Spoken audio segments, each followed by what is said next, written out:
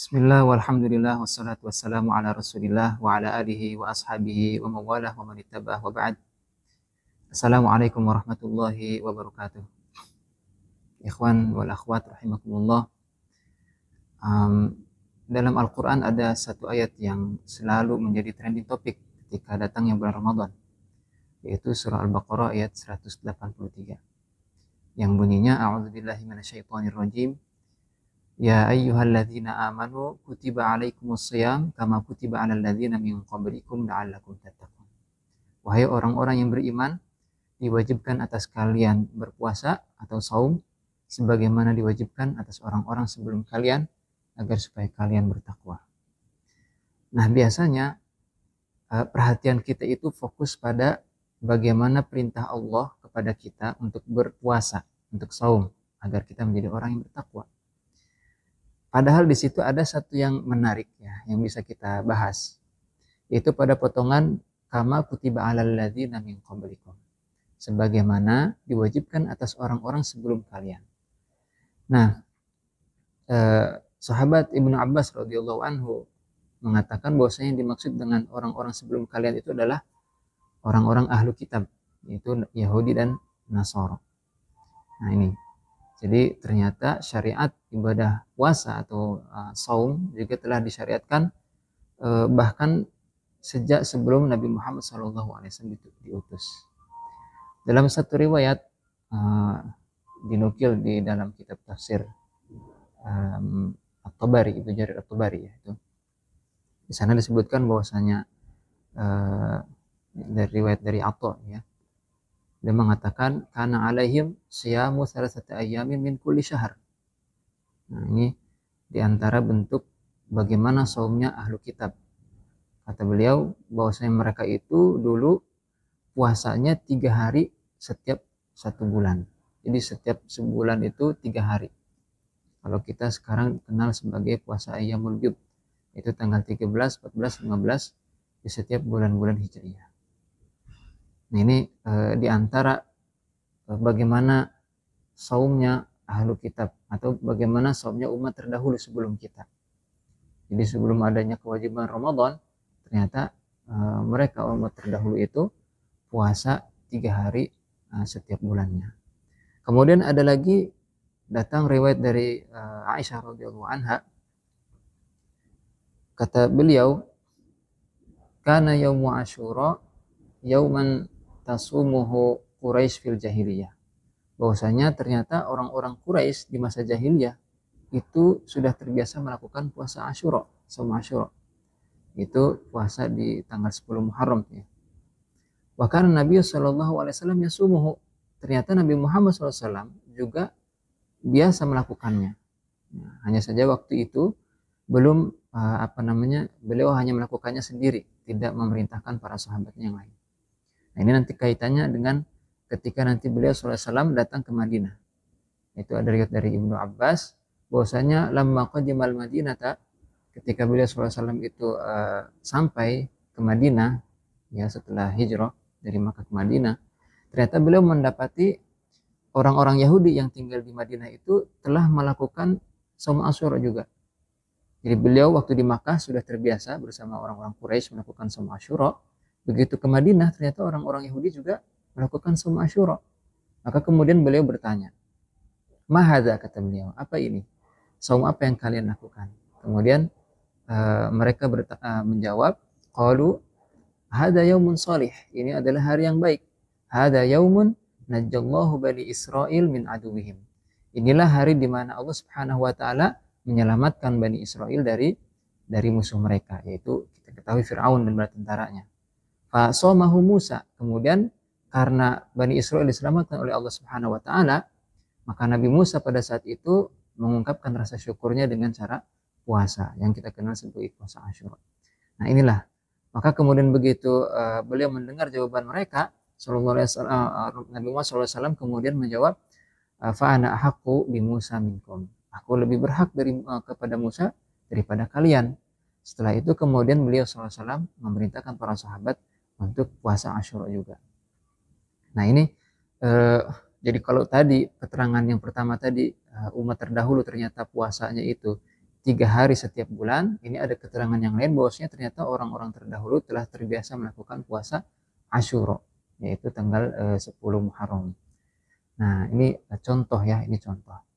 Kemudian orang Yahudi itu sebenarnya kalau kita lihat yang orang Yahudi yang sekarang itu ada banyak sekali mereka jenis-jenis ibadah puasanya ya. Nah, ada yang namanya puasa dalam rangka memperingati atau apa namanya ya memperingati hari dimana dulu kuil Solomon itu pernah hancur gitu ya, maka kemudian mereka puasa. Ada yang 6 hari, ada yang orang-orang yang apa namanya atqiyauhum, orang-orang yang soleh di antara mereka itu justru bahkan puasanya itu sampai sebulan penuh. Nah, tapi mereka itu dulu ya puasanya itu bukan hanya menahan diri dari makan, minum, mendatangi istri, bukan hanya itu saja. Bahkan mereka itu yamduna muttaji'ina ala turab. Mereka itu sampai berbaring-baring di atas tanah fi huznin amit, sambil meratap sedih. Itu mungkin tadi ya karena sambil mengenang bagaimana peristiwa hancurnya kuil Solomon itu. Nah, itu bagaimana apa namanya puasanya orang-orang terdahulu, umat terdahulu. Kemudian ada datang apa namanya keterangan dari Sa'id bin Jubair. Ini ada dalam tafsir Al-Baghawi ya. Qauluhu kama kutiba 'alal ladzina min qablikum, firman Allah sebagaimana diwajibkan atas orang-orang sebelum kalian, yakni al-anbiya wal umam, yaitu para nabi-nabi dan umat-umat terdahulu. Wakhtalafu fi hadat tashbih, mereka itu berselisih pendapat tentang di mana keserupaannya. Kan tadi disebutkan diwajibkan atas kalian puasa sebagaimana diwajibkan atas orang sebelum kalian, sebagaimana diwajibkan atas sebelum kalian. Jadi seolah ada kesamaan antara puasa kita sekarang hari ini dengan puasa orang-orang terdahulu sebelum kita. Nah, qala Sa'id bin Jubair, berkata Sa'id bin Jubair, kana shaumu man qablina minal atamati ilal lailatil qabilah. Bahwasanya saum umat terdahulu itu dari malam, dari sholat isya ya sampai ke malam besoknya. Sampai ke malam besoknya. Kama kana fi ibtida'il Islam, dan hal ini sama seperti sebagaimana yang dilakukan oleh umat muslim sebelum apa namanya datangnya kewajiban Ramadan seperti hari ini. Waqala jamaah min ahli ilm arada an nasyama Ramadan kana wajiban 'ala an-nasara. Sebagian ahlu al-ilm, para ulama, mereka menjelaskan bahwasanya Ramadan juga dulu itu diwajibkan atas orang-orang Nasrani. Nah, kama furidu alaina, sebagaimana juga diwajibkan atas kita.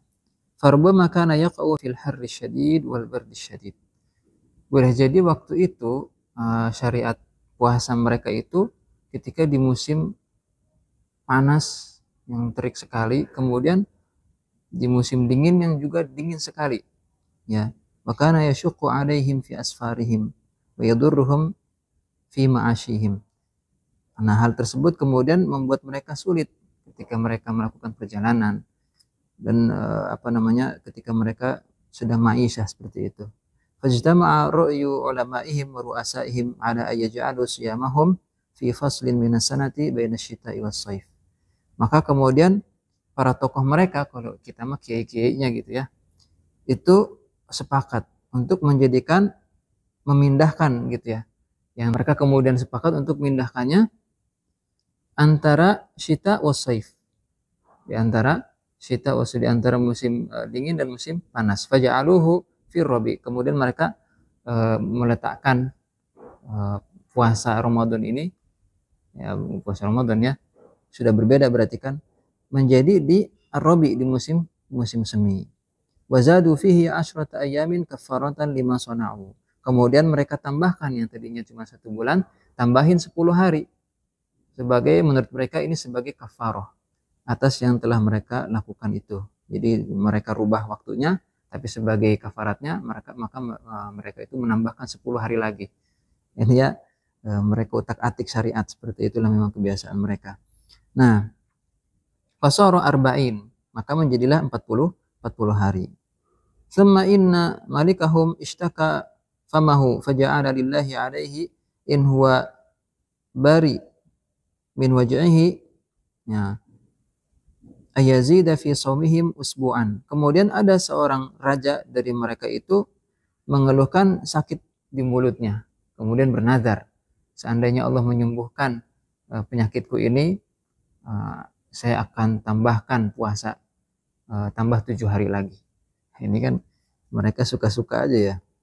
Jadi yang tadinya 1 bulan kemudian berubah menjadi 40 hari, tambah lagi 7 hari, 47 hari akhirnya. Fabari'a, maka kemudian sembuh betul, jadilah 47 hari. Tsumma mata dzalikal malik, kemudian meninggallah raja tersebut. Wa waliyahum malikun akhar, kemudian diganti dengan raja yang lain. Faqala atimmuhu khamsina yauman. Kemudian raja yang baru ini mengatakan sempurnakan 47 itu menjadi 50 hari. Ini puasanya orang-orang Nasrani dulu. Jadi asalnya diwajibkan Ramadan, kemudian karena panas, karena ini dipindahin ke musim semi.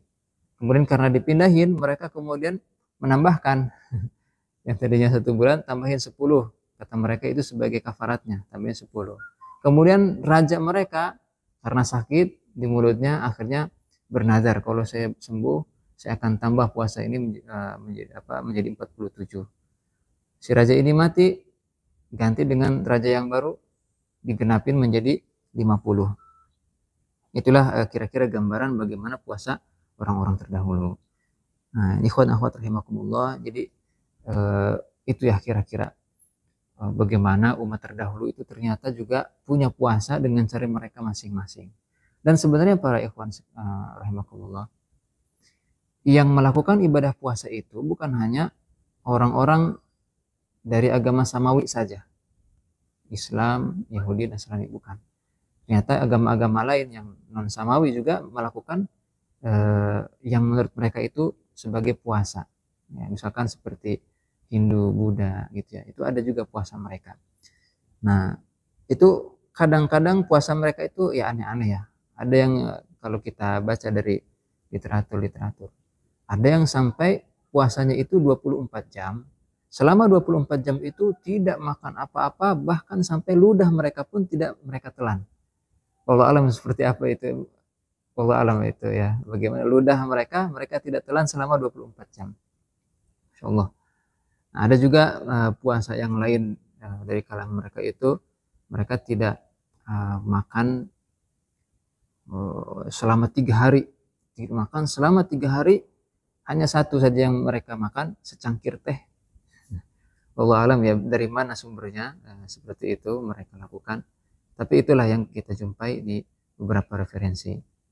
Nah, ikhwan akhwat rahimakumullah, sebenarnya untuk apa sih kita mengetahui bagaimana orang-orang terdahulu itu berpuasa?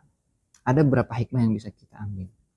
Yang pertama, kita harusnya bersyukur ya dengan adanya Allah Subhanahu wa taala di situ, Masya Allah. Kama kutiba 'alal ladzina min qablikum. Allah menyebutkan sebagaimana diwajibkan atas orang-orang sebelum kamu. Jadi ini membuat kita itu merasa ringan untuk menjalankan ibadah puasa di bulan Ramadan. Kenapa?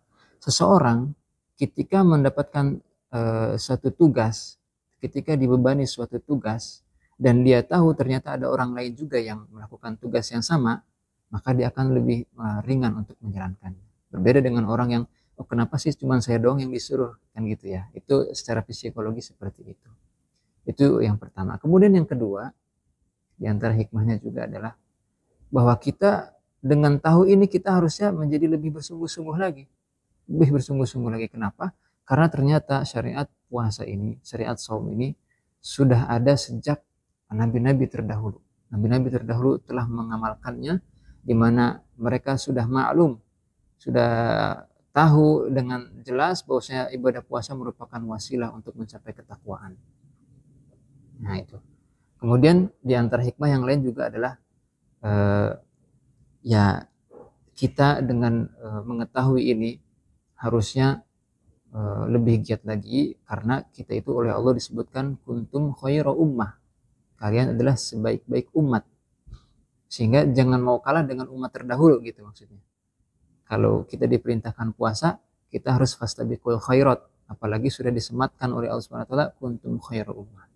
Nah, demikianlah para ikhwan dan akhwat sekalian, semoga Allah Subhanahu wa taala bimbing kita agar bisa memaksimalkan ibadah-ibadah kita di bulan Ramadan, dan semoga Allah sampaikan kita kepada derajat takwa yang sebenar-benarnya.